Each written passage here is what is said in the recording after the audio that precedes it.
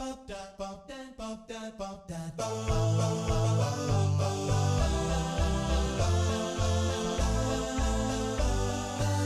Pitch by Iska Sak. Hello everyone and welcome back to SpeechPitch in 2023. I am Katerina Botelho.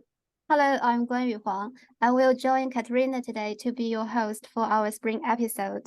Today we have the honor of chatting with the Chair of Spoken Language Processing at the University of Sheffield in the UK, Professor Roger Moore. Welcome, Roger, and thank you so much for taking the time to chat with us. Hi everyone, and thank you so much for inviting me to do this. It's a real honor. Hi, Roger. You have over 40 years of experience in the speech technology field and a wide range of research interests and responsibilities. You used to be the head of UK government's speech research unit. You were the chief scientific officer of a speech company and a founding member of Sheffield Robotics.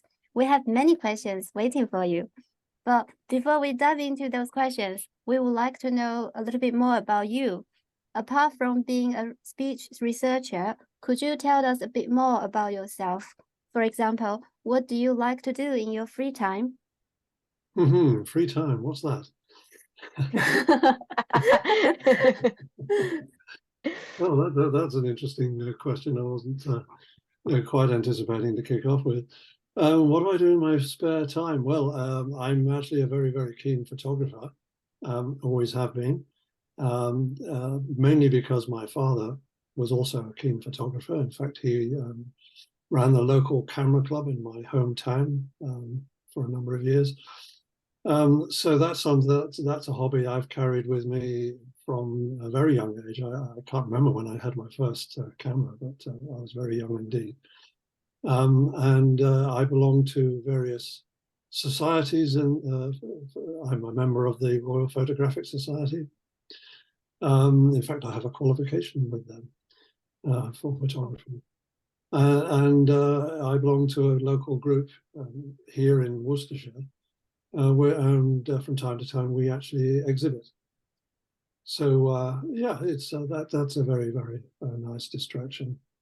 I'm also a runner, which I think you know. So that gets me out. I combine the two because I always run with a camera. So quite often when I'm enjoying the countryside, I'm also stopping and taking the opportunity to capture what I'm seeing. I have a very complicated life in as much as I live in the Midlands in the UK, south of Birmingham. But my job is these days in Sheffield, so I'm a weekly commuter. But in both places, I live in areas of outstanding natural beauty, which makes the running and the photography a real pleasure. Wow, that's really impressive. We actually were doing some research right before this interview, and we saw that you maintain a website with photos you take and also some landscapes and humorous, which are pretty cool. We really enjoyed. We're happy to share with our listeners afterwards. But also, we've heard that you take a photo of a different person every day, right? So can you tell us about that? Actually, thank you for reminding me of that, because I am now going to take a screenshot. Oh, that counts. That's good. I have learnt that in from the pandemic that we need to be very, very flexible in everything that we do, and sometimes it's not possible to be outside, or it wasn't then. So yes, so I just grabbed you guys, and it may be that you'll end up as today's photo. But yes, Guan Yu has suffered from this. I've taken her picture a few times, both online and face-to-face. It was a project I started actually in 2008, because although I'd been a keen photographer for a very long time, I was not very happy or confident taking pictures of people. And so I set myself a project for the year, thinking, well, I mean, lots of people have done these, a picture a day, 365 pictures, and 365 random, quite nice photographs is really not terribly interesting. And I realized that I was not very confident in photographing people, but also in my job as a professor at university, I meet a lot of people, and I especially meet a lot of students. And I was realizing that as time goes by, the students come and the students go, and you kind of lose track and start to, embarrassing, you start to forget. So I thought this would be a good way also to keep a reminder of all the different interesting people I meet on a regular basis. It was supposed to be a one-year project. It's very stressful. You know, there are some late night selfies when you realize you've completely forgotten all through the day, all the wonderful people you've met, and you've completely forgotten to do anything.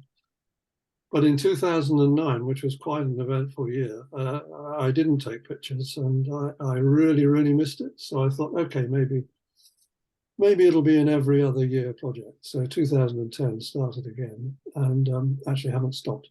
So yeah, I have a big, and I turn them into books. So I have a big, I'm looking up there because there's a big pile of books up there, each one for each year. How lovely it is. Yeah, I think it's a really nice idea to keep a record and then looking back when you want. Exactly. It's become a kind of diary, really, a personal diary, and it's mainly of interest to my family, of course, who are now beginning to look back and think, wow, you know, is that what happened in 2008? Now, let's talk about another thing that you like a lot, that is speech. So I'm wondering how you were introduced to this field of speech, and what made you stay in this field for over 40 years? Yeah, I like the fact you keep saying 40 years, because just before we started, I did a little calculation, and I'm embarrassed to realize it is actually 50 years this year. I mean, wow, it's crazy, right? Okay. 0.5%. Oh dear, yeah. Even saying it makes me think, goodness me. Well, I mean, I got into it in a very strange way. My degree is in computers and communications engineering from the University of Essex in the UK. And it was an electrical engineering department. But I was always interested in communications. And actually, as a schoolboy, I was quite into radios, and actually had an amateur radio license, and built my own equipment for transmitting and receiving, stuff like that. You chatted to my parents, they tell you what a crazy bedroom I had, full of all this dangerous electrical equipment and aerials in the garden and stuff like this.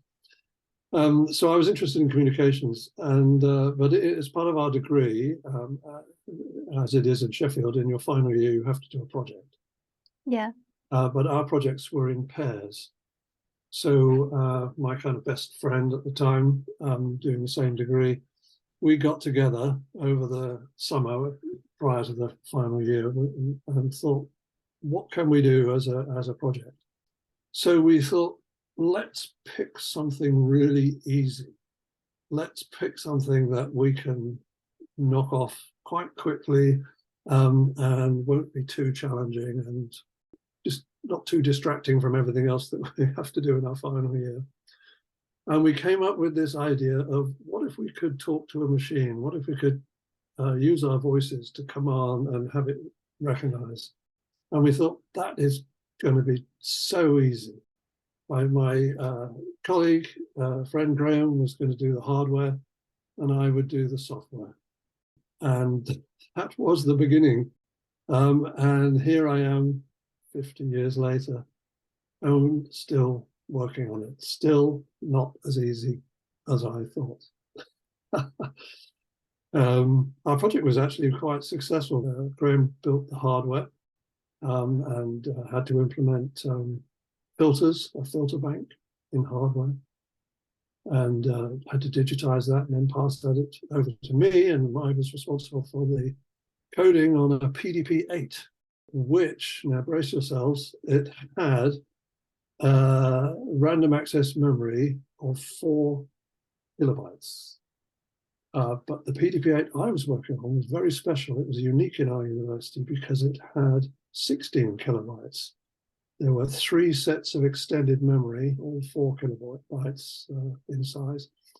And I was the first person to write code to access that extended memory. I mean, these numbers are incredible, right? Yes. And I was using the extended memory to store templates. And we built a recognizer which could recognize 10 words based on template matching, isolated words. And yeah, it was very, very exciting, hugely enjoyable, and led me into a whole new world that I didn't know anything about in terms of speech. So then I went up, basically I spoke to my supervisor, or our supervisor, and said, look, I actually really enjoyed this. And he said, well, you could always go on and do a PhD if you want, and offered me some funding, which I accepted. Yeah, the rest is history, as they say. Yeah, that's amazing to know, like how you get started with an undergraduate project and enter the field of speech. And later, I've noticed in your master's thesis in the 1970s, you worked on the speech recognizer, right? So how did it work in general? Well, actually, my master's thesis, yeah, there's a kind of interesting story here because I thought I was doing a PhD.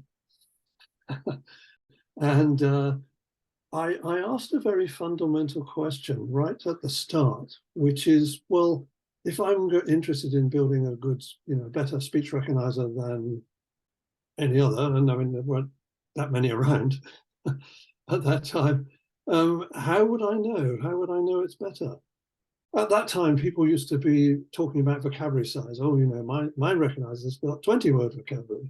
My recognizer's got a 50-word vocabulary. But it occurred to me that, yeah, but if those 50 words are kind of easy to recognize, and that's not sort of quite fair. And somebody who has a 10-word recognizer, but the words are very, very hard, then, we need to be able to compare these things. So I started to get distracted is the wrong word, but I started to go down a little avenue here, which is, how do we know how good a speech recognizer is? Exactly.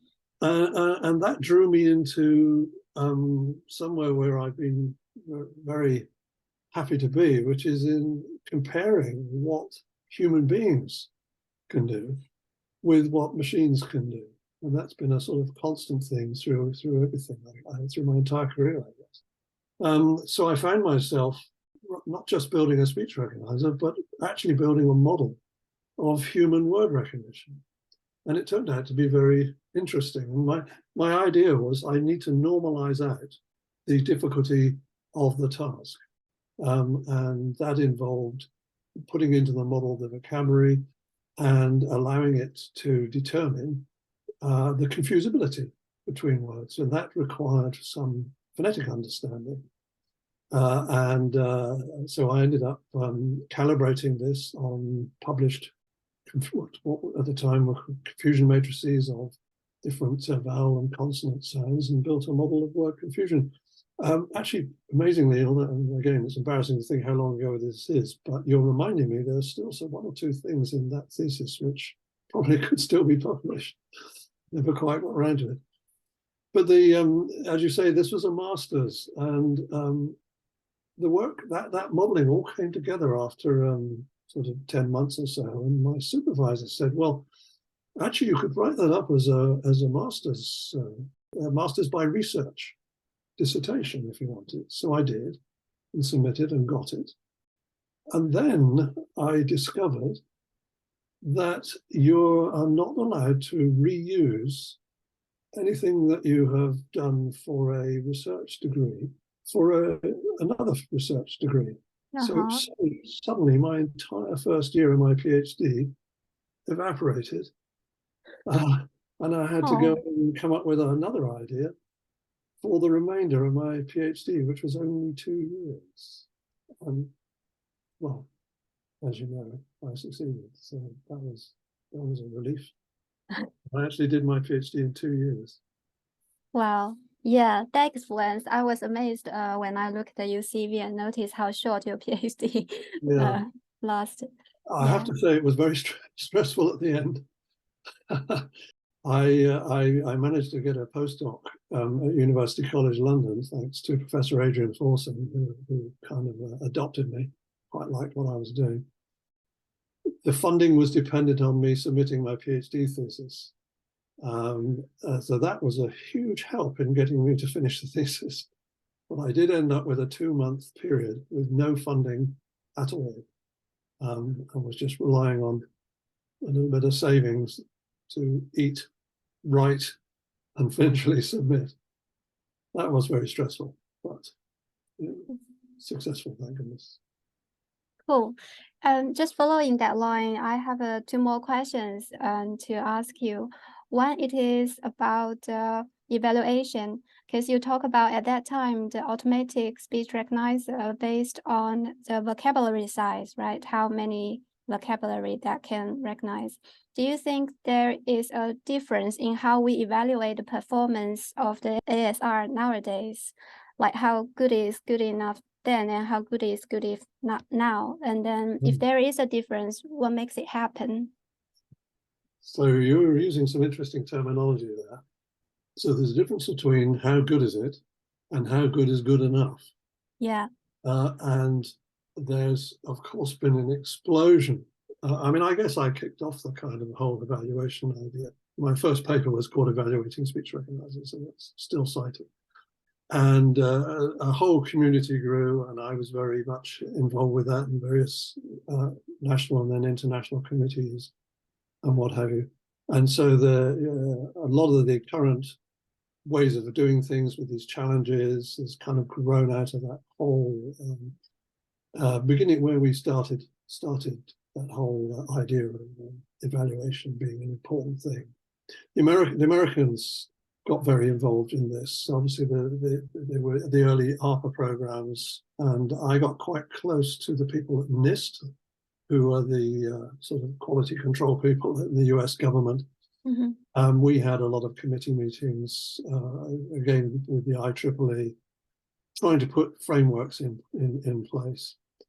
Noise ROM, which is still used, was my initiative, and I think it was the first publicly released data set on a CD-ROM. I can still remember sitting in a pub, actually, where I suddenly threw out that idea, and we ran with it.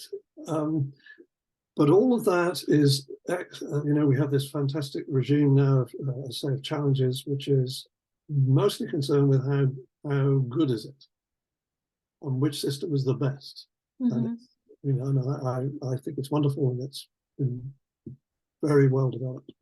But you said, is it good enough, or how good is good enough? Which is actually, you probably spotted that in some titles of one of my talks. And that is a very underdeveloped area, in my view. And yet, to me, it's kind of the most important one, which is, well, what is needed to satisfy certain use cases?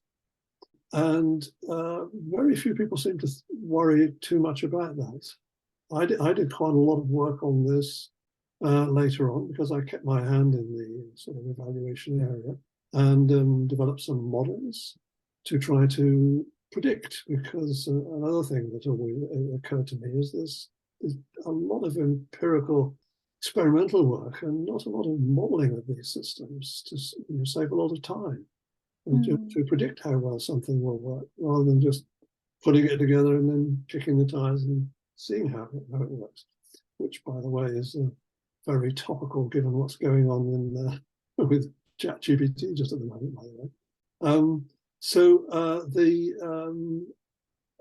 I was getting quite concerned about this, and you mentioned that I was CTO for a speech company, because we took the government lab and we span it out and became a commercial company. And our aim, so this is the late 1990s, early 2000s, our aim at the time was or our idea, let's say, for the company was to exploit the emergence of mobile devices. This is when things like the BlackBerry and various things like that were sort of appearing. And the idea, I think it was still early days when phones were phones. Well, nobody really thought of integrating everything onto a phone. But there were other mobile devices just beginning to appear. And we thought, well, speech is good for mobile devices. Actually, I can make an aside here of something which always bugs me. Mhm. A lot of people don't consider why would you want to talk to a machine at all. Yeah. So it's not just the aspect of whether it's good enough, but why bother? And of course, there is one really strong reason is if your hands are busy or your eyes are busy. If you're doing something else with your performing some tasks manually, or your eyes are having to focus on some information, some screen, then this becomes an extra channel, and that's still true today. So, I'm always encouraging people to say, yeah, but why would you want to use voice in this context? Mobile devices, basically, at that time, it was a three-handed job to enter information because they had little styluses and you couldn't do anything else. And so speech was offered some advantages.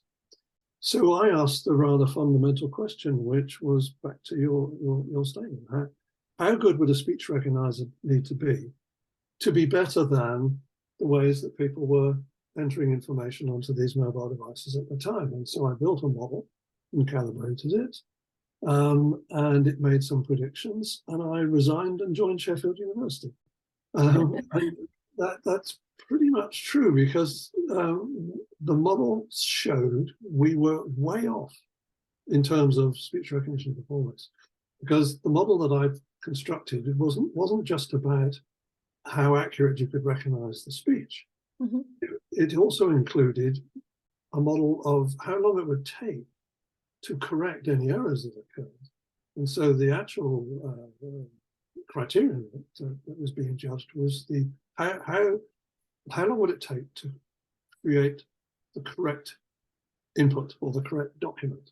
So once you factored in all of that into these different modes, and there were about 5 or 6 different ways, I'm trying to remember now, it's a while ago, but I think I compared 5 or 6 different ways of getting information in. A couple or 2 or 3 of those were speech-based, and then there were all these alternatives. Speech one was way off. Even if we made significant improvements, it was way off. Some separate work at that time was showing me that we didn't need human levels of speech recognition accuracy to be better, but we needed to be half as good as a human. In other words, twice the error rate of a human would be good enough, but at that time we were way short of it. So I kind of, having built this model and made these predictions, I suddenly thought, actually, this isn't going to work. And I started to get some serious doubts about commercialization and being a bit too early, basically. As I say, I ended up becoming a full-time academic in order to pursue my longer-term interests rather than short-term interests. So you were talking about how good things were and what was good enough. And also you mentioned that these days we do not worry with these sort of things. And so we'd like to ask is that if there were innovations or concerns that were more discussed like 50 years ago or 30 years ago that seem to be forgotten and that now we should be more aware of. So in other words, are we as a field too focused on more recent developments such as deep learning or other stuff, and maybe forgetting important breakthroughs or concerns that were relevant at the time? Yeah, now that's a very interesting question, and I do have some concerns, and what you're probably alluding to here is my tutorial at Interspeech a couple of years ago, because the current trend clearly there are amazing developments going on right now and have been for the last few years, where performance is increasing phenomenally thanks to the availability of huge amounts of data and powerful machine learning algorithms, which is great, but I do question whether what we're learning, if anything. And one can argue, well, maybe we're not interested in learning anything. Maybe we just want to build better systems. Well, fine. But I am concerned, and I'm doubly concerned because we seem to have entered a phase where a lot of people involved in the field are using off-the-shelf tools and off-the-shelf data, and maybe don't have a strong grasp on actually what the problem is. There are so many wonderful data sets available now, but they're usually already parameterized or turned into feature sets. Very few people listen to actual speech in any of this data and ask themselves what's going on here. Why are these errors occurring? And similar issues with the actual machine learning. Again, people are using off-the-shelf tools, don't necessarily know how anything inside works.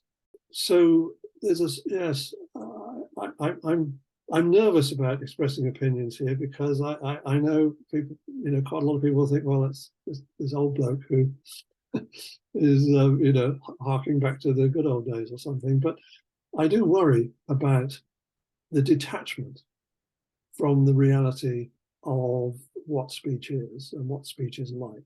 Speech is the most amazing behavior of human beings, and human beings are the most amazing living thing we have on this planet, it seems. And so, yeah, building speech recognition and speech synthesis devices, which are very high quality, okay, but don't we want to understand a bit more about this amazing facility and what's going on? So I mentioned this tutorial. I got very concerned about this a couple of years ago, and as you know, at InterSpeech, the tutorials tend to be targeted at the absolute latest developments, and it's a teaching exercise to bring people up to speed. And I thought I'm going to submit something which is actually might be considered to be looking backwards, which was Speech 101, what everybody working on spoken language processing should know about spoken language. And I thought, well, it'll be rejected, but it'll make me feel good that I at least suggested it. But it was accepted, which was fantastic. Not only that, but a huge number of people signed up for it, which was amazing. And it was a pleasure to do.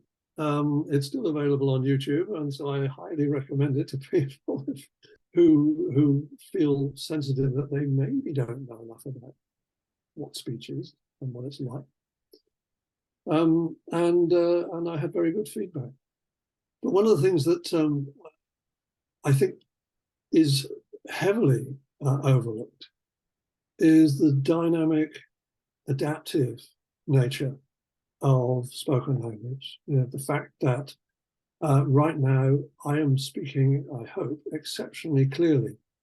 So I'm going to be tired at the end of this, and you guys will as well, because you'll also be choosing your words carefully and articulating clearly. That is a particular set of settings which we're adopting in this particular context. If we immediately go and talk to our family, we will not. If we were talking like we're talking to each other now, we'd be judged as being rather weird and shouty. We have these different ways of talking, and it's explainable. And to me, an explanation, a way of dealing with these amazing variations and adaptations is not to just go and collect more data. These things are conditioned or known variables. We just need to understand that and model them. I get quite frustrated at all we need is more data, and that's it, away we go. Because ultimately it's not going to be true, even with infinite data. It's not going to be true. Language moves on. New words appear, new meanings appear.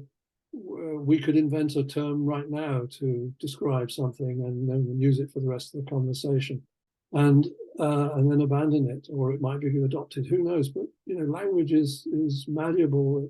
It's a behavior that we actively manage as individuals and as communities, and all of that is kind of lost in this technological perspective of, well, it's just data, And if we collect enough, then that's all we need.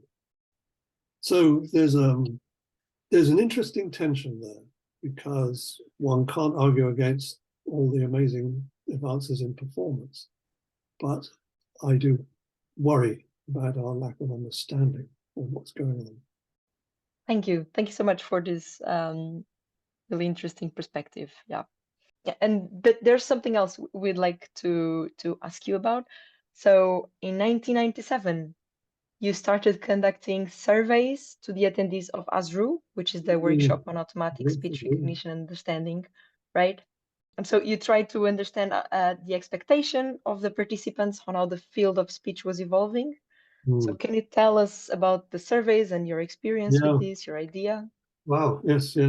That's interesting. Again, it's another aspect which I had never thought would have such a long life. But it was part of the whole evaluation and trying to characterize how well things were. And because of that, I tended to be invited to sort of make predictions. I still am, to anticipate what things are going to be like in the future. And I thought, well, there's numbers of ways of doing that. Actually, you could use the models that I developed and extrapolate into the future, which I actually did as well. But I thought, well, you could also just ask people, see what they think. And so I was involved in the ASRU 97 organization, and I thought, well, we could do a questionnaire. But if you just ask people what's going to happen in 20 years, you actually don't get very interesting answers. So it occurred to me, if we, as a committee, came up with a bunch of things that might happen, we could get the attendees to put dates on it. And then we could actually do a quantitative analysis, because we'd have numbers rather than just opinions, rather than just textual responses. So that's what we did. And we had 12 statements. They weren't questions, they were statements of things that may or may not happen. Like, off the top of my head, one of them was, I can't remember, 95% of all PCs will have speech recognition built in 97. That seemed like to be speculative. I'm trying to remember some of the others. All web search will be done by voice, things like that. No more need for speech research was one of them. And so we ran the survey. We got a lot of interesting responses. There was a special session at the end of the meeting to discuss. I had to analyze all this. This was all done on paper, by the way. I had to analyze it by hand and present the results. And it was incredibly pessimistic. It was a bit of a shock. Well, pessimistic is the wrong word. I think, yes, pessimistic, definitely the wrong word. It was more negative than the collective had anticipated, let's put it that way. So when the results were revealed, people were quite shocked. Maybe individuals were being sort of conservative and not realizing that everybody else was perhaps doing the same.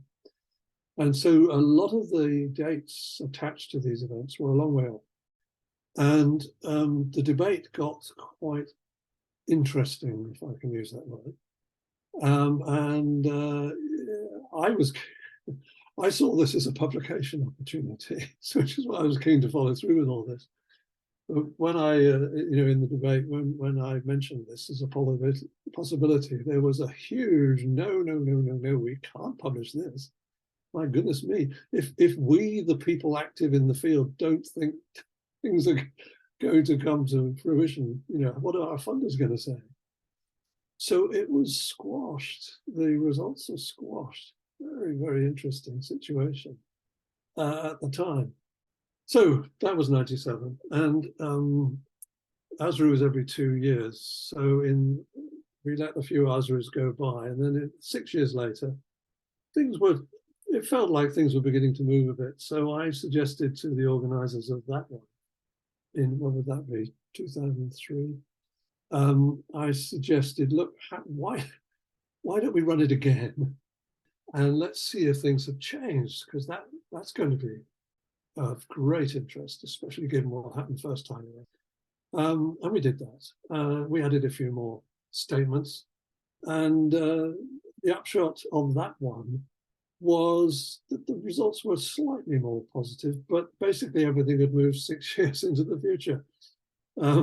So it was like no real progress had been made, which is kind of interesting in the result. So to cut a long story short, we then realized, well, we could do this every 6 years. And indeed, we did it 2 years ago. And hoping those results will be published under review at the moment. And we will see. Then that will be the results of the sexennial, of the fifth sexennial survey. And I can tell you, I can reveal that this last survey does show some significant movement, mostly in, well, I said respondents could put dates against things. They could also put the word never. And a lot of the statements, which by the way have grown from 12 to 30, and more recently we're including some very modern things to do with deep learning, of course, and mobile solutions. This time, or in the last survey, for the first time, there was a huge drop in the number of nevers, huge drop. Also, a big increase in whether the respondents were willing to attach their names to their responses, in other words, to take some ownership, albeit privately.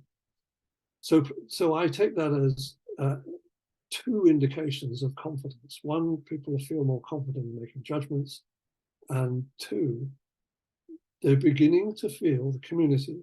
I mean, these are the people who are actually at the spearhead of developing all this stuff, beginning to feel that some of those far off ideas and applications or ideas may still be far off, but now more likely to happen than not happen at all. Rather more concerning is that through all of the surveys up until the last one, no more need for speech research. Always had never from everybody. This time, and this is a great concern to me, there is an actual date, albeit I can't remember, probably 90 years away, but rather than never. So I feel a little bit sad about it. But that's what the survey shows. So yes, it's been an ongoing thing, and it's becoming. We're beginning. I think it is, tracking changes and beginning to see some changes in recent years as deep learning has really begun to make an impact. Well, it's so interesting you say all of this, because we had some thoughts that we've been collecting before, and we really wanted to ask you about this never of the no need for speech research. And well, you've already explained this, but we wanted to ask, what's your take on this? So maybe public opinion has changed, but what do you feel? Specifically about speech research? Yeah. Well, I mean, it links back to what I said before about the ongoing, the dynamic, adaptive, heavily interactively managed behavior. And given that this behavior is heavily linked into what our brains are doing and what it is to be human and what humans are doing when they're interacting with each other, there are so many unknowns in that space. I feel that it's very unlikely that it will all be signed and sealed, even in 50 years. I would hope that we will still have some mysteries about the nature of living systems, the nature of human beings as living systems, what it is that are real neural nets as opposed to artificial, simplified, grossly versions of it might not be doing, and how that then is manifest in the ways in which living organisms organize themselves and interact and behave, and the role of communications and spoken language as a very special form of interaction, where that all sits. I don't know. Would I like it to be all solved? What would the solution look like? What would the explanation look like? I don't know. No, I think I could argue either way. And today, I'm going to say I would like there always to be a bit of mystery there, to give people. I mean, what's future society going to look like, where we're surrounded by large language models running our lives for us and generating all the text and reading it all for us, so we don't have to do anything. We will have a life of scientific leisure. So hopefully there will be some serious mysteries for us to think about and worry about. Yeah, it is important to bear in mind the nature of the speech, isn't it? So, in your opinion, what has been the most significant milestone so far in the spoken language technology? Oh, wow. Okay, most significant milestone. Right.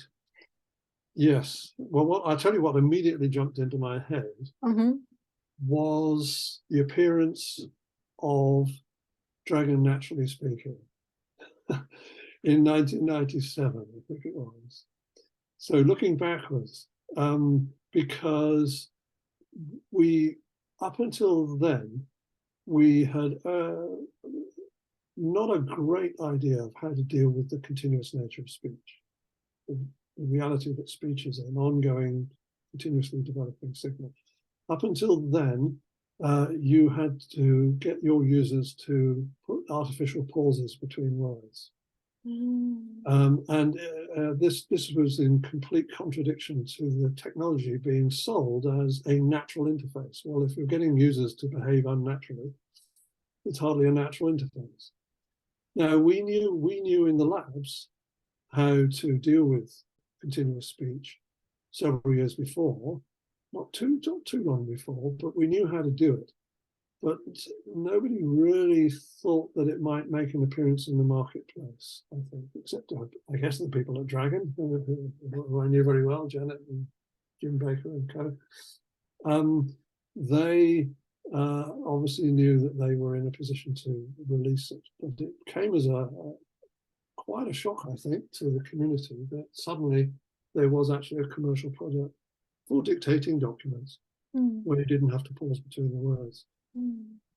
And I mean, that algorithm to me is still the most impressive thing that we have come up with. I mean, deep learning, very clever, but the idea that a speech recognizer, the job of a speech recognizer is to come up with the most likely explanation of the observed sequence of events. And doing that by searching through how they might have been generated, I still think is an incredibly powerful idea. And it revolutionized what was going on at the time. So this is like when dynamic time warping and hidden marker modeling started to appear, which I guess to current researchers, it sounds like I'm talking a foreign language or something, very old style stuff, but it changed our appreciation of what it meant to create artificial perception. Now, I think this actually has a strong bearing on what's going on here, because we still have a contrast between sort of direct perception on one hand and these generative approaches on the other. And it's the same dilemma. And I think that the reason we are building very successful systems with huge amounts of data is because we have huge amounts of data. But I don't think they're making efficient use of that data. They're not efficient. Generative models will be much more efficient. And so if I make a random prediction that maybe in the future, we'll see some of these generative approaches coming back when people realize that you can use good amounts of data to calibrate generative deep learning models of some kind, which are also capable of adaptation and tracking and keeping abreast of what's going on locally and dynamically, rather than being a static data structure based on some huge static data set. I seem to keep coming back to this same thing. But I mean, it's interesting to talk about the past, but I'm still very focused on the present and the future. Yes, yes.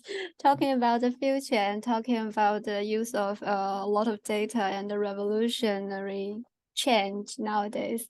The large language models carry the promise of making significant changes in some people's opinion, especially since the launch of the ChatGPT and the GPT-4. I'm wondering, to what degree does the development of these language models gonna change the way in which people perceive AI and people's expectations of interacting with speech-enabled artificial agents like robots? Yeah. Again, a really, really good topic, and lots and lots of issues in there for me. Where shall I start? I have a problem. I have a problem with terminology. First of all, AI. What is it? What is the definition of AI? It's different for everybody. Everybody has a different view. They have their own perspective. It's not well defined. We don't even know what intelligence is. So it's very easy to have opinions about it, and then you realize that nobody actually agrees on what it is. But then we get to large language models, and now I get upset because in no sense are they models of language. That's strong. I would say in a trivial sense, they're a model of language. What they are actually doing is they're very powerful models of sequence, and they're capable of predicting sequence. And by labeling them as language models or models of language, we've actually completely undermined a lot of important thinking that has to be done. Because if they work very well, whatever they are, sequence predictors, then we're begging we may or may not attribute success to whether they are dealing with language or not. I'm not explaining this very well, but for a very long time, I've been very concerned with labeling algorithms with the name of the problem that you're trying to solve, as opposed to labeling them with the algorithm that they are based on. It'd be much better if these things were called large static data sequence predictors. I just made that up, by the way. But because that's actually what they are. And then we come to the question of how good are large data sequence predictors at modeling some key aspects of language? Then we can ask that question. But by labeling them already as language models, we're kind of assuming that that's what they are. And we don't know that. I mean, there are so many people kicking the tires of these systems. You may have noticed I tweeted only yesterday or the day before that why isn't anybody asking what properties these systems may or may not have based on an understanding of their underlying technology, rather than just deploying them, kicking the tires and see what happens. I mean, that's not scientific. That's just, well, I don't know. I mean, it's frustrating to me that the science seems to have gone out the window here. We have to treat black box systems like a brain, where we have to kick the tires and try to figure out what's going on. And that doesn't seem right. I mean, we've built these systems. We should be anticipating what their capabilities are and worrying about them, or at least investigating them. So, what was your question? Yes, I understand that the terminology definition will cause a lot of confusion or misleading general public. However, people still perceive them as a quite powerful tool nowadays. I think you show us a graph in one of your tutorial, like the speed of people's acceptance of this ChatGPT is go very fast. Yeah. So I'm just wondering, how does this gonna change people's expectation of interacting with speech-enabled artificial agents like robots? Yeah, that's a kind of separate question, isn't it? Which is, what's the implications of this technology for speech-enabled agents? Taking the first part, which is about the the public perception of this kind of technology. Yes. That is, or it's not just the public, but anybody who looks at these systems.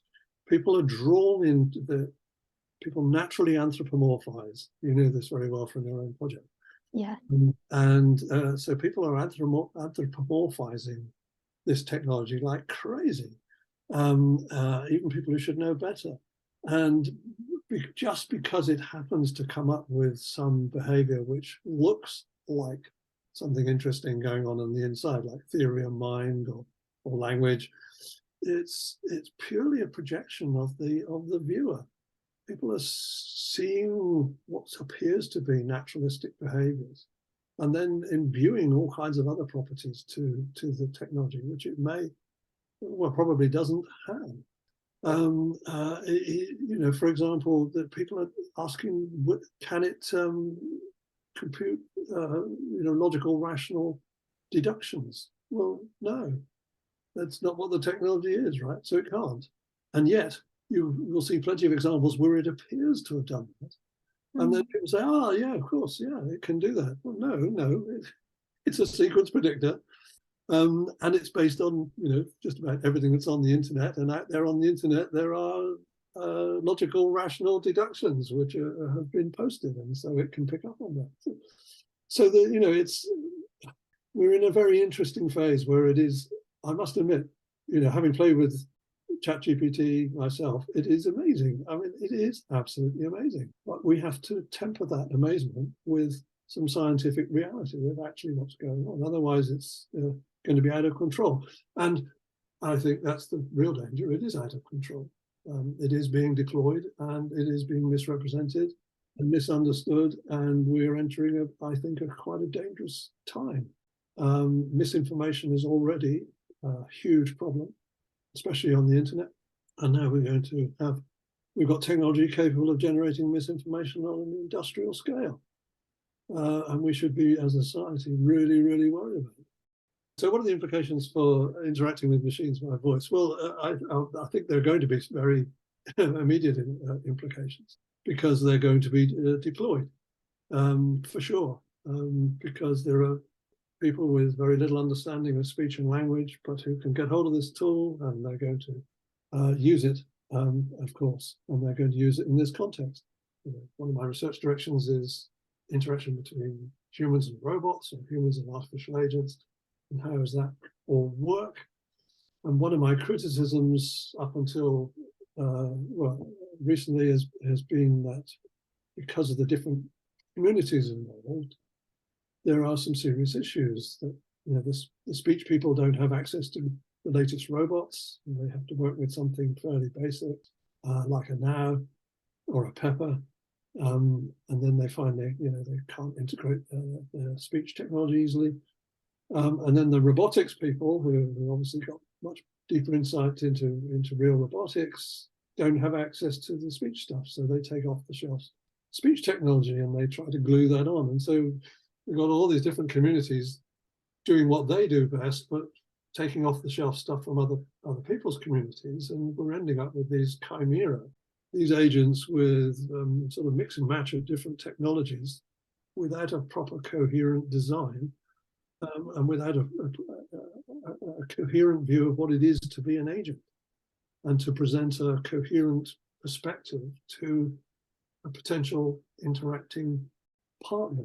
So that's been my view for quite some years. So I would speculate with ChatGPT, this is going to get worse. Because we're going to now have ChatGPT thrown into the mix, which appears to be a wonderful dialogue manager, and yet knows nothing and hallucinates wildly. It's going to give the appearance of intelligent behavior, but without actually having any. So yeah, I think the next couple of years are going to be quite difficult for everybody. Everything's moving at a huge pace. You've probably noticed on social media, people are actually saying they're getting kind of burnout. They can't track everything that's happening right now. There is just progress on all fronts. We're losing grip of it scientifically, I think. We're in a sort of technological revolution rather than a scientific revolution. So my perspective on ChatGPT is, having played with it and looked at other people's examples, and doing what I asked other people to do, is to think about what it actually ought to be capable of. Of course, because of the huge amount of data it's seen, it has a very strong model, strong word, but a very strong representation on how utterances, sentences are put together. So in other words, it's got a very strong view of syntax, I think, based on huge numbers of examples. But what it has a very poor grip on is the semantics and the pragmatics. And, so it knows about structure. It doesn't know about content. And so whenever we see content that appears to be correct, that is our interpretation. It's not doing anything different to what it does when we see content which is incorrect. And so this is why it's dangerous. It doesn't know what it's doing. We cheer when it appears to be doing something correct. We have spotted it doing, we know it's correct. It doesn't. Yeah, interesting times. Very, very interesting times. I mean, you mentioned I've been in the field a long time. And I kind of thought that probably nearer the beginning that I'd be winding up right now, or maybe wound up already, and it would, done and dusted. We'd have solved it. Remember, I thought my third-year project could be done, and we'd solve speech recognition in a year. It's so exciting to be in a field where there is an interesting history. It's still a young field, and it is even more vibrant today. So much going on, so much interest. It's absolutely fabulous. And it's just wonderful to be part of that. You mentioned several concerns with these large language models, to start with the terminology and so on. And we wanted to ask you this more of a thought-provoking question, maybe playing advocate of the devil. So that we've seen, and as you say, speech has a long history, and we have seen adverse reactions to technological advancements already in the past, right? So, for example, in 1865, there was a quote in the Boston Post that we actually found in your own personal webpage that says, and I quote, "Well-informed people know it is impossible to transmit the voice over wires, and that were it possible to do so, the thing would be of no practical value." Yeah. And I found this so ironic these days with also these adverse reactions. So I don't know, is there a cycle here, or, well, all of this is pretty justified? Well, yeah, I mean, you're touching on something interesting here, which is doing all these surveys and being interested in prediction. But when I'm ever giving a talk on this particular topic, I always include a slide which has a quote from Niels Bohr, right, the famous physicist. So Niels Bohr said, "Prediction is difficult, especially of the future."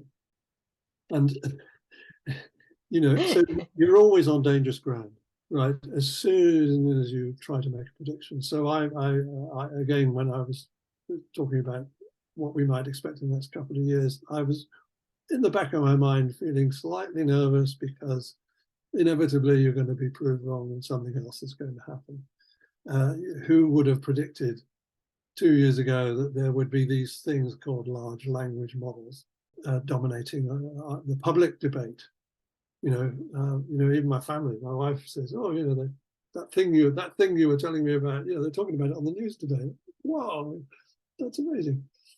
So it's making predictions is a dangerous business, and it's very easy to get it wrong. And I included those quotes precisely to indicate that fact. The other one about no one's ever going to need a computer at home, and things like this.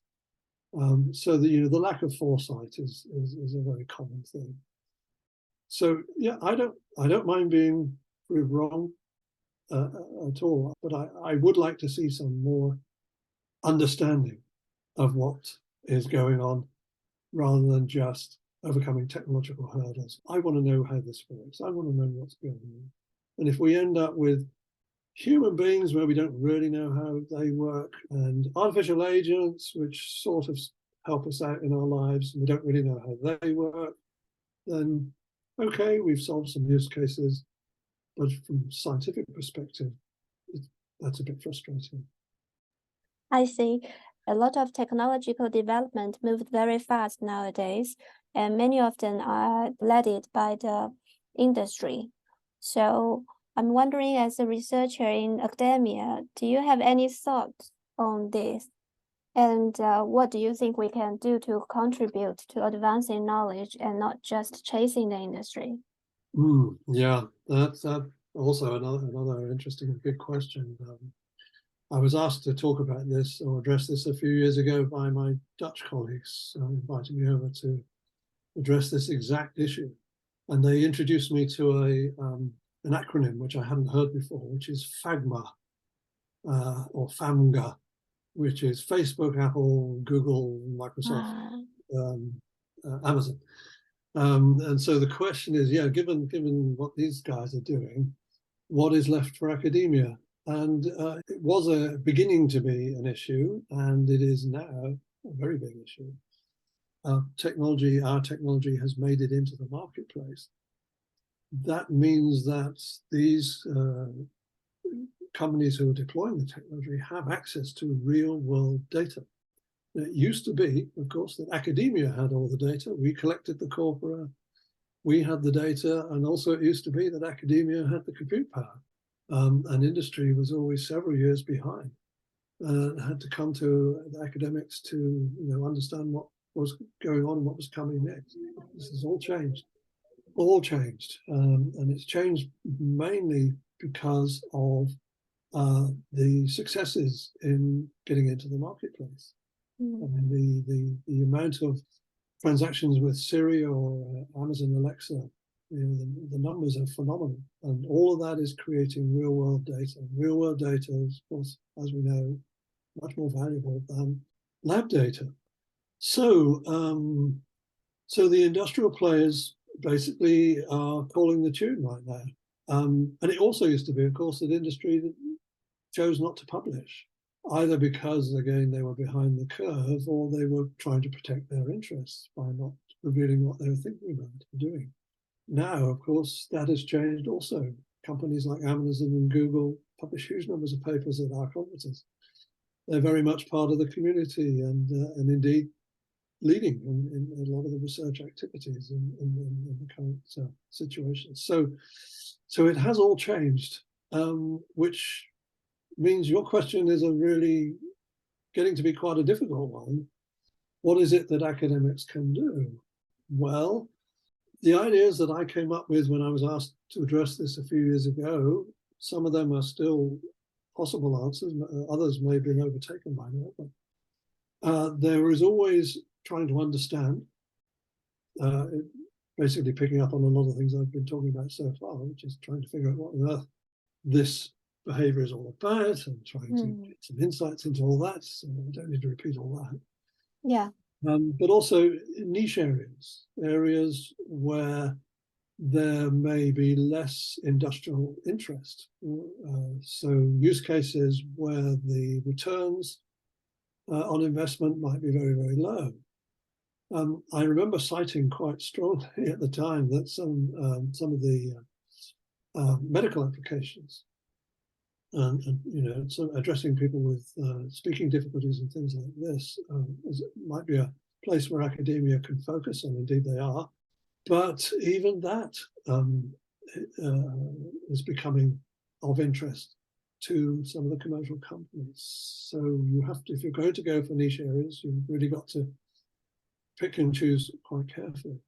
The other solution, of course, is to partner and to work with the companies, and to a lot of PhDs now are sponsored by companies, and a lot of the research is going on is in concert with the interests of the companies. But I think, again, we're at a very interesting time where this dynamic and the power relationship, as it were, is shifting, and it's very difficult because of the speed of the shift. It's very difficult to predict what it's going to be like in a few years' time. But I would hope that there is going to be more interest in the nature of behavior, the nature of interaction, and addressing some of the bigger and more fundamental questions about how spoken language interaction works, rather than just trying to solve some of the immediate technical issues. Yes, I totally agree on that. And talking about investigating the nature of interaction and the nature of behavior, we've noticed that you also studied animal vocalization, right? So may I ask what your motivation is behind this interest? Yeah, I had a sabbatical a few years ago, and I was keen to get into robotics. I realized that human agent interaction was going to be a thing, and I didn't know much about robotics. So I took myself off to Bristol Robot Lab, which is one of the big robot labs in the UK. Spent a very pleasant 10 or 12 weeks there, learning about robotics and mainstream robotics and the sort of things that roboticists are interested in and worrying about. And was working with some simple robots at the time. And I realized that trying to bridge between these communities, there was a gap. There was a big gap. This is when I started to hear about the uncanny valley, which is a very well-known concept to roboticists. So for anybody who doesn't know, this is where if you create an artifact, a robot, which is human-like, as you make it more and more human-like, there comes a point, not where people suddenly love it because it's very human-like. There comes a point where people actually get frightened by it and repulsed. This is called the uncanny valley. So I did some work on that while I was there, and trying to understand what this means, what is going on, and realized that when a human being is interacting with an artifact, it is multimodal, right? So all kinds of modes of interaction are happening simultaneously. And the abilities of the agents on all those different channels needs to be lined up. Otherwise, you potentially get the uncanny valley. So I built a mathematical model which got published in Nature, which kind of underpins this. But the main point is to say that in order to have an effective interaction, you need these things to be lined up. Now, my interest was in the implications of speech channel, but it also made me think, how do we build models of this, of interaction in general, and fit speech into that? And I realized that actually there's very little fundamental knowledge in that area. I then realized that a lot of what I was talking about earlier about roboticists just taking off-the-shelf speech systems and gluing them onto their robots, and speech people taking random robots and using their speech on it, is indicative of the fact that nobody's referring to a sort of a universal theory of interaction, or a universal theory of multimodal interaction between intelligent agents, and saying, right, this is how we need to put this together. It was all engineering, right? We just take what we've got and see if it works. But not very satisfactory to me. So my thinking started to go down this line of where is this? Where are the foundations for the site? We seem to have solutions at some high level, but they don't seem to be founded on anything. And I started to be concerned about agents, and I started to think about, well, of course, animals interact hugely. Animals vocalize. There are plenty of animals that make noises, but who's modeling how they do that, when they do that, why they do that? What's that got to do with speech? Who's worrying about the link between animal vocalization and speech? And so this three-way thing started to emerge. So while I was on this sabbatical, I started to draw diagrams, Venn diagrams, and came up with this acronym, vocal interactivity in and between humans, animals, and robots, VIHO. And started to sort of think about this and realized it maybe had some potential, and started to talk to some friends, colleagues around the world who I knew were interested in the same sort of ideas. And so I ended up organizing what's called a Dagstuhl seminar, if you've heard of Dagstuhl is a castle, a Schloss in Germany near Saarbrücken, which offers the possibility, and by the way, I highly recommend this, it offers the possibility for hosting week-long get-togethers, so you can invite people to attend for a week. It used to be that the castle was not connected to the internet. So you literally would be away from all distractions, no email. And the idea was to work on a topic for a week and come up with something. In fact, these seminars are very well thought through. The instructions for the organizers of such a seminar is you should have an agenda for the first day, but not for the rest of the meeting, because it has to self-organize and self-generate what people are going to be doing on the day, once they've got to know each other a bit and thinking, oh, we could do this, or let's talk about that, let's go into this other room. Anyway, I highly recommend it. It's a fantastic thing if you're thinking about some novel area and you want to get people together, and you don't want a mini conference. You don't want to sit through relentless papers. You don't want to organize all of that. You just want people to talk. Do you notice I'm getting a bit passionate?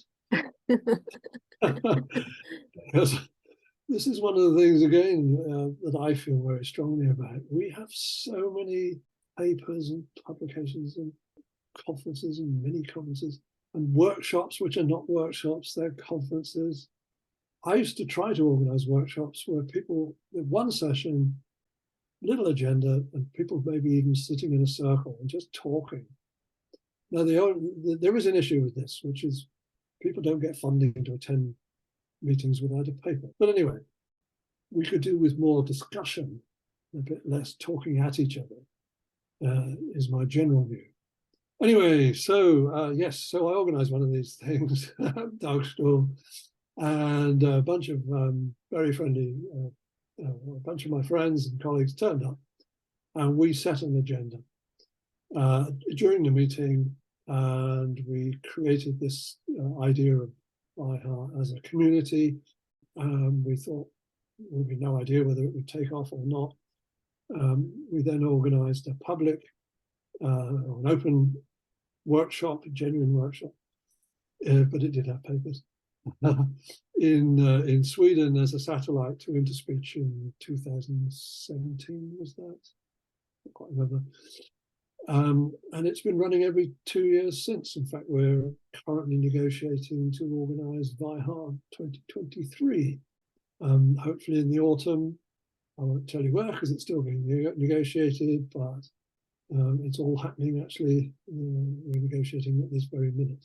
And the first meeting had 20, 30 people. The last one had, so the last physical one had over 70, and the last one, which was in 21, was online, and we had over 200 people interested in this interdisciplinary mix, trying to establish general principles, some foundations of not just interaction, but in this case, vocal interaction in between humans, animals, and robots. So yeah, so that's what that's all about, and it seems to have taken off, and I'm very, very proud and pleased that it's got a life of its own. But hopefully one day there will be some really important implications emerging from that for everybody. Thank you. And also, you've taken part in the design of voices for robots, right, and animated characters. So how do you decide which voice is appropriate? How do you create it? And why is this discussion even important? Yeah, thanks. So you used the magic word there, which I've been using a lot over the last 10 years probably, which is appropriate, an appropriate voice. I was involved in a national project, which was a network.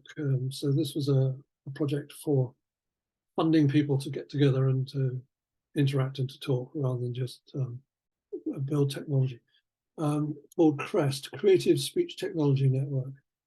It's over now, but this brought together a bunch of really, really interesting people from all different domains. It was about speech, but it also involved performance artists, people with disabilities, speaking disabilities.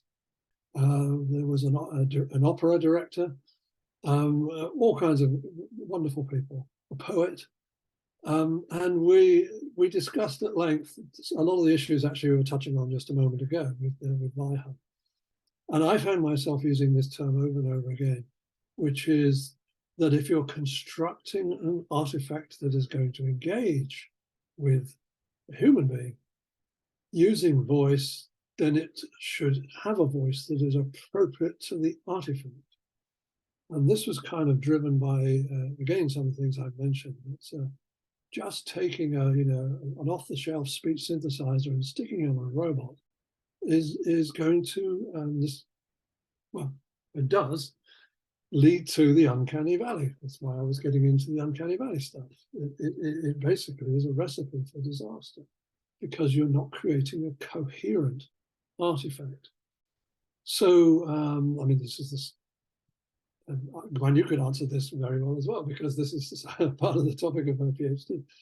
So what an artifact looks like, sounds like, behaves like, what it appears to know, and all of those things really need to be lined up. They need to be coherent. And that's very easy to say. It's rather more difficult to know how to do that in practice, especially for some of the hidden functions like the cognitive abilities, for example. And I kind of proved the value of this to a limited extent.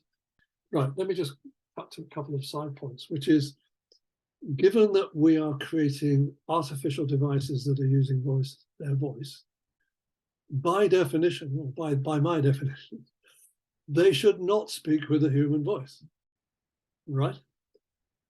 They should, if it's a robot, it should speak with a robot voice, a robotic voice. Now, another point I'd like to make is that a robot is meaningless as a word. It's another one of these terminological problems where everybody has a different view of what a robot is. So robots range from tiny little devices to huge humanoid things and big industrial robots. There's a huge number of different actual robots. But whatever it is, however it manifests, it is important to give it the appropriate voice, and it should be a robotic voice. So a disembodied system, which is nevertheless not human, can benefit from a robotic voice. And I did some research on this a long time ago and basically used Wizard of Oz paradigm, which means that we were simulating a real system. It was an information providing system. We're simulating it with a person, but we doctored their voice to sound robotic. I mean, a lot of people criticize this kind of work, saying, yeah, but robotic voices are, they're difficult to understand, they're unintelligible, they're poor quality. That's absolute rubbish. When I say robotic voice, I mean a high quality, highly intelligible, maybe even expressive, communicative voice, which happens to have aspects which clearly define it as robotic. And this is actually rather easy to do. But most people have, again, this rather superficial view. Anyway, long story short, we did experiments with and without the robotic voice, and we showed that people's interactions with the system with the robotic voice were much more efficient and much more effective. Another aspect, some work I did in this area, is that at Sheffield here, in collaboration with a company called Consequential Robotics, we developed a little robot which is based on a small mammal about the size of a small dog. A lot of people think it's a dog robot, but it's not supposed to be a dog. It looks a bit dog-like, it looks a bit rabbit-like. It's a robot originally designed it was to be part of a magazine where kids buy the magazine every couple of weeks, and they get a new part of the robot and instructions on how to put it together. And it was supposed to be biomimetic. In other words, every aspect of this robot was supposed to be based on a living system, a mammal, not a real living mammal, but a mammal of about that size. And all the different aspects were supposed to be biomimetic. In other words, inspired by biology. my task, my contribution was the voice, the vocalization. So the first thing I should say, it's a small mammal, it doesn't speak. It has no language, but it does vocalize. And it makes noises. And so I designed and built a mammalian synthesizer, vocal synthesizer, which I have to now I'm going to say very straight away, not trained on data. It's not trained on hundreds of mammals with different vocalizations.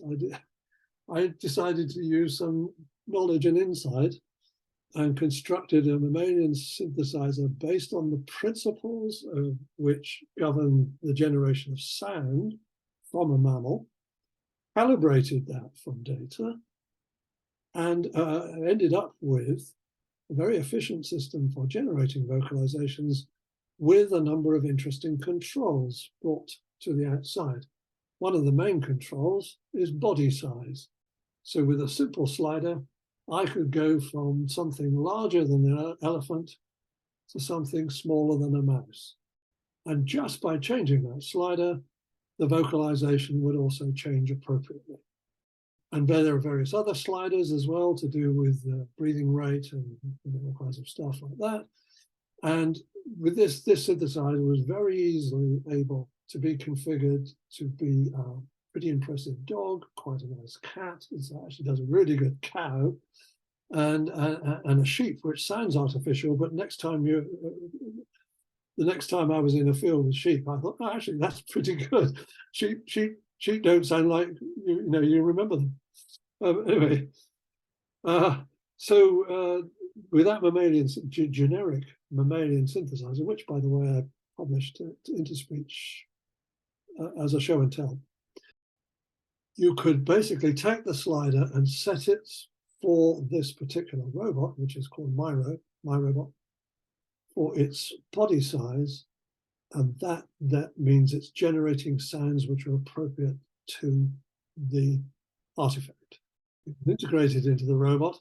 The robot had a cognitive model based on some work by some guys in Barcelona, which had the power of modeling its affective state. So that meant that the robot could get happy or sad or be active or passive. It could even fall asleep. And those internal parameters had very natural connections into the vocalization model. So if it got unhappy, which if you made a loud sound, it did, the robot goes red and its vocalizations get very harsh. You can tell it's unhappy from what it sounds like. If you stroke it, the body goes green, the vocalizations get calmer, you can hear that. And if it falls asleep, it snores and breathes heavily, and that's the same mammalian synthesizer doing its job. So sorry for the long answer, but I think you'll see I was touching on quite a few of the positions that I take on various things, and that sort of all encapsulated in what was done there. Yeah, that's pretty amazing. Next time when I go past a field of sheep, I'm probably gonna imagine how artificial sheep may sound like. Yeah. Next time you're in my office, I'll play you the artificial one and you can compare it. Yeah. So we talked a lot about the researches in speech, but we know you are also a very experienced professor in the university. So you must have taught a lot of students. I'm curious about what is the most enjoyable thing about teaching, in your opinion? Oh, wow. Actually, that for once you've asked an easy question. I just love the realization that you've actually communicated an idea to somebody and that they appreciate your perspective. So actually, I'm getting a lot of enjoyment out of this conversation, because you're some of you are nodding when I'm saying things, and that just gives me a very warm feeling of feedback. But yeah, I mean, teaching, the pandemic, of course, was really, really difficult because no face-to-face interaction except over the internet. I absolutely love lecturing. that interaction with a live audience and looking around and engaging with individuals in the audience.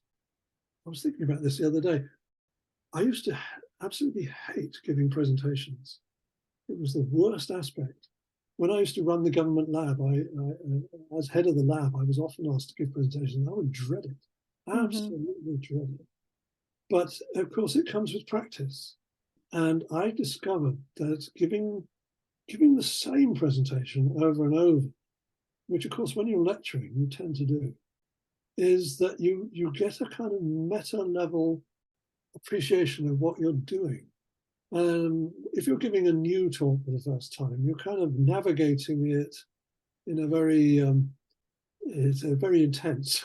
You're thinking, oh gosh, what's coming next? And oh, why is that slide? What on earth was I thinking putting that slide there? But when you're when you're presenting information over and over, you know what's coming, and you know what points you're about to make, and coupling that with the reactions you're getting, it gives you that power. I can understand why comedians like being comedians, stand-up comedians, because they can interact and they can take the discussion in the way they want. And I like to do that in the lectures, as you know, because you've attended. So I also like to, I like to have live demos. I like to make a lecture a performance. I enjoy giving the performance, and I enjoy seeing that people have got a new perspective because of what I've just done, and given an insight which maybe they didn't have before. That to me is hugely enjoyable. Huge. That's so nice to hear. Now I feel like I want to go to Sheffield to watch a lecture of you. Please come, whenever. I don't know what it looks like from your perspective. We'll get some surveys. Yeah. So we also want to ask you for some advice for students that would like to study speech, especially considering this rapid development of AI, or I don't know, what's some advice you have for students beginning this journey? So I'm assuming you're talking about PhD students, right? This, to me, being a PhD student is a very, very special moment in your life and in your career. I think some students regard it as a ticket to better employment, or I don't know. Lots of people have different motivations. To me, a PhD is the one and only opportunity you might get in your career, or indeed in your life, to have almost complete control over what you think about and what you're obliged to do. And this is an incredibly powerful situation. We all possess some engine in here which is capable of doing things. And as an undergraduate student, you've got assignments and you're attending lectures and you've got things you've got to do, and it's all prescribed, And then when you're employed, you will have targets to meet, and you'll be up against deadlines, and you'll be delivering stuff, and you'll be worrying about customers. As a PhD student, you're free. It's lonely, it's difficult, it's competitive, but it's all about what can this do? How far can you take your brain into some unknown territory? Can you really get your head around something which nobody else perhaps has really thought about in depth? Now, to me, that really excites me, and that's the kind of pep talk I like to give PhD students, especially those who are, losing track of why on earth they chose this horrible thing, which is usually sometime in the second year. It's a fantastic opportunity. Most students probably look at their supervisors and think, well, they're not giving me huge amounts of attention. Golly, they seem to be rather busy. Yeah, we are so busy, so many other things we're asked to do, and yet of all those, talking to our students is probably the thing we're really looking forward to all the time. Those are the best bits.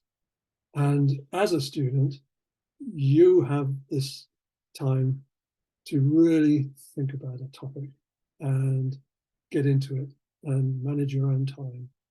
Before and after, you will have to answer to a lot of other people and be doing all the things which you know have to be done, but you'd rather not be doing.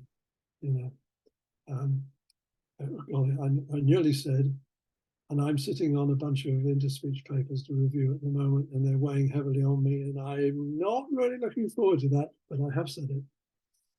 You know, but that's my duty, right? And I've got a bunch of other things in my review pile as well, and I'm juggling all the time, the timeline, the deadlines for those.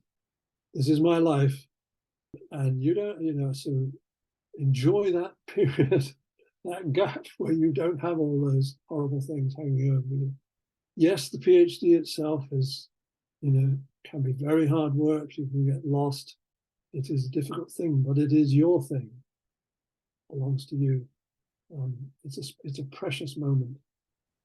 Thank you so much for answering all our questions and for the perspectives and the advice you shared with us. It's really helpful. And we typically end our episodes with some lighthearted, perhaps funny questions to get to know more about the guests. So we've prepared a series of questions that we'd like you to answer, but without much thought. So whatever comes to mind. And some questions have two scenarios for you to choose from, while others are just open-ended. So are you ready? Okay, yeah, go on. Do you prefer a machine which can talk to you or run with you? Run with me. Okay. What is the longest run you have ever done, and what did you think about while doing it? 15 miles. That was the longest casual run I did. And I thought if I could do that, I could probably do a marathon. So I did a marathon. So the longest run is actually a marathon. And what So- did you think while you were running that marathon? I thought, my God, why did I put myself through this? Oh yeah, that was hard. That was hard.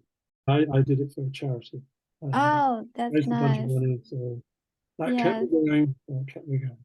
Yeah, probably you are thinking you're doing it for charity while you're wondering why you put yourself through this. The next question is, if you could time travel to any point in time, where and when would you go?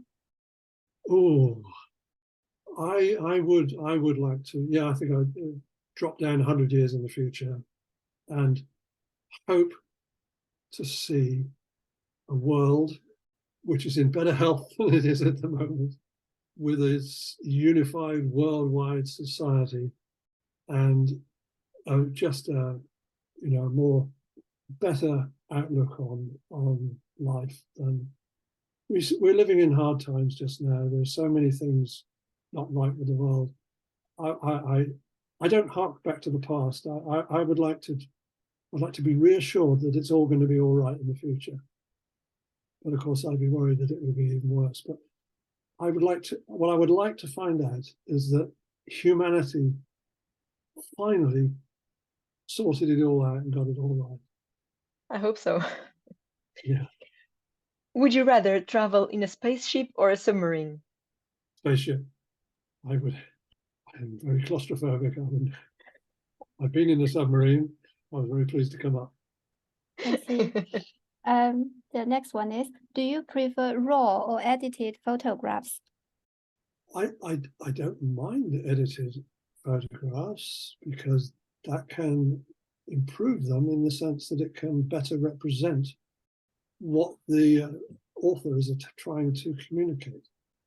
But I don't appreciate artificiality or total algorithmic creation of images.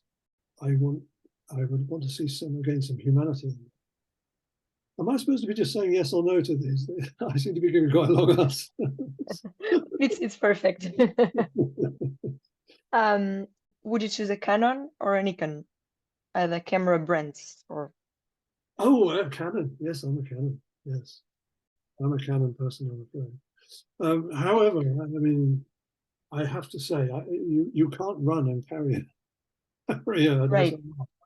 and so I've always run with a compact camera, and I think I use a compact more than I do anything else. I also ran with a phone until last year when I fell on it and smashed it. So I've gone back to compact cameras. I see. If you could speak the language of any animal, which animal would it be and why? Dolphin. And it would be a dolphin because I have a feeling, my gut feeling is that they do have a very rich vocal interaction system. I know from the information rate that it is probably not at the level of human language, but it is definitely more interesting than pretty much any other animal. And the hypothesis, of course, for an animal's, how to put this, I would like some insight into what it is to be a dolphin and their perspective, their dolphin-esque view of the world. Everything is, from a dolphin view. And I would love to appreciate how that is different from the human, rather than just anthropomorphizing the dolphin and saying, well, they're a bit like people, but with these deficiencies, which I think is a wrong perspective. What is it like to be a dolphin? And if I could communicate with one, then I think we could have a big discussion about how they see things. That would be great. If the magnolia flower could speak, what did it sound like? It would be soft, gentle, rustly, comforting, warm. Yeah, all of those things. How it loves spring. Yeah, the next question is, what is the similarity between speech and photography? Wow. It's a means of interaction. It's a means of communicating. It's a means of expressing yourself. It's a way of saying, look at this. This is how I see things. It's a way of getting appreciation from approval by saying this is my perspective, and if other people like it, that's a warm feeling back. So it's a language in its own. It's another way in which human beings choose to express themselves. Okay, and what is the most boring thing ever? Wow. What do I find boring? Oh gosh, I'm trying to be politically correct. Well, I'm going to say shopping. I'm afraid so. Oh gosh, I get so bored trying to go shopping. I see. The next question is, please fill in the blank. Fish and chips are Amazing, wonderful. If you could have a superpower, what would you like it to be? I would like to have a clone of myself that just got on with all the things that I would have two.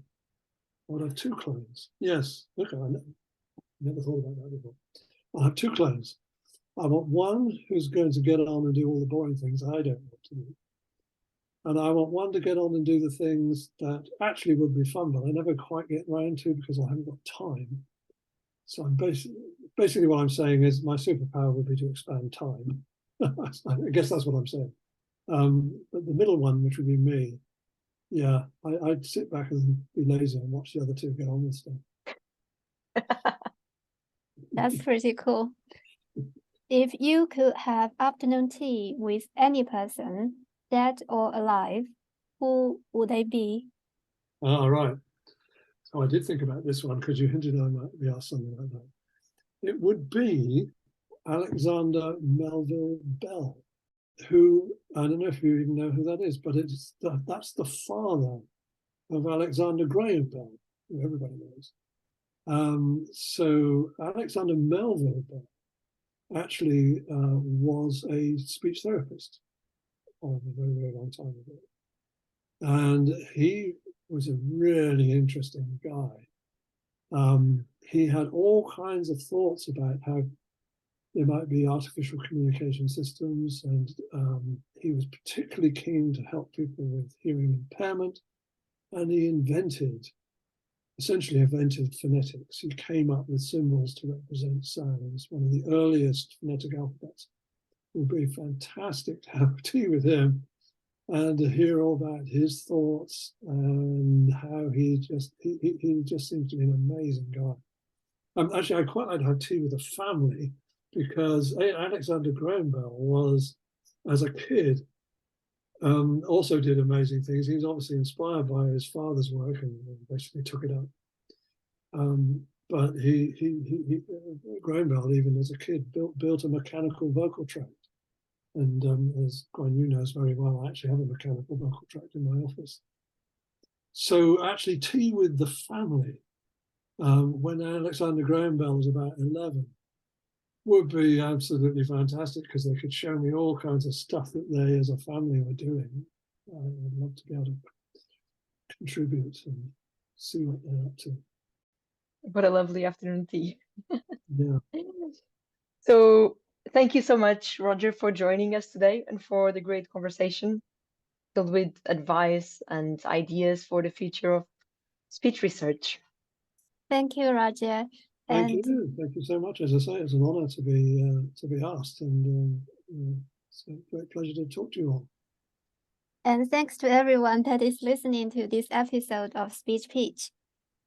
Stay tuned for future episodes, as we might interview your favorite speech researcher.